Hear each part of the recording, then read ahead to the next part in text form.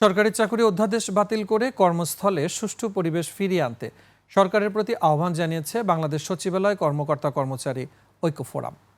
অন্যথায় শান্তিপূর্ণ অবস্থান পরিণত হবে ব্লকেড কর্মসূচিতে, এমন হুঁশিয়ারি দিয়েছেন ফোরামের নেতারা।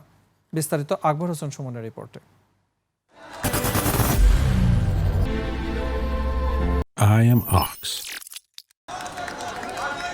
সরকারি চাকরি সংশোধন অধ্যাদেশ 2025 বাতিলের এক দফা দাবিতে সচিবালয় সরকারি কর্মকর্তা কর্মচারী ঐক্য ফোরামের অবস্থান কর্মসূচি। আমরা কি ধরে নেব? এই অধ্যাদেশ কি বাতিল হচ্ছে নাকি সংশোধন হচ্ছে?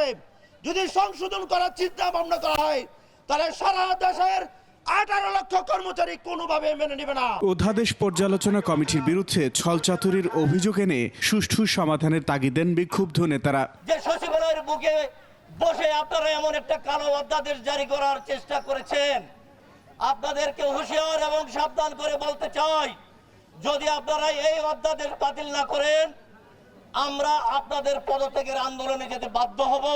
আমরা চাচ্ছি যে আগামী 48 ঘন্টার মধ্যে সরকার আমাদেরকে আশার বাণী শোনাবে যে এই কালো আইন বাতিল করা হয়েছে।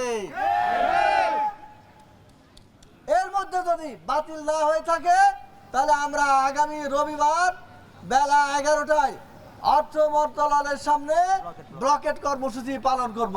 অধ্যাদেশ বাতিলে আন্দোলন দুর্বল নয়, ক্রমশ বেগবান হচ্ছে বলেও উল্লেখ করেন ফোরাম নেতারা। আজকে দেখেন কর্মচারীদের আন্দোলন তীব্র থেকে আজকে বেগবান, কালকে দুর্বার আন্দোলনে পরিণত হবে রবিবারের দিন। আকবর হোসেন সুমন, 21 টেলিভিশন, ঢাকা।